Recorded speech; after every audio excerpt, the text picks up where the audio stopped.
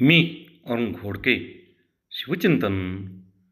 हिंदुस्थानच्या इतिहासातील सर्वात कुशल, दूरदृष्टी असलेले अभिनव रणनीती तज्ज्ञ म्हणून शिवरायांचे नाव अग्रक्रमाने घ्यावे लागेल. त्यांच्या युद्धनीतीमध्ये पराक्रम होता, परंतु त्याहून अधिक मोठा विवेक होता. त्यामध्ये शौर्य होते, प्रभावी दूरदृष्टी होती. जणू त्यांचा सेनापती निसर्गच होता. सह्याद्रीच्या उंच डोंगर रांगा, खोल दऱ्या, घनदाट अरण्य ही त्यांची खरी शस्त्रे होती.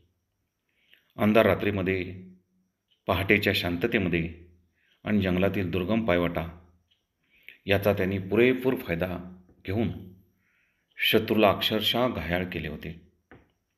सह्याद्रीच्या माथ्यावरती उभे असलेले किल्ले म्हणजे अमर प्रहरी होते. त्यांचा प्रत्येक किल्ला हा एक सशक्त लष्करी तळच होता. धान्य आणि शस्त्रांचे कोठार होते. यामुळे किल्ल्यांना एक अभेद्य कवच मिळाले. शत्रू रणांगणात येण्यापूर्वी त्याच्या मनात भीती निर्माण करणे ही शिवरायांची युद्धनीती होती.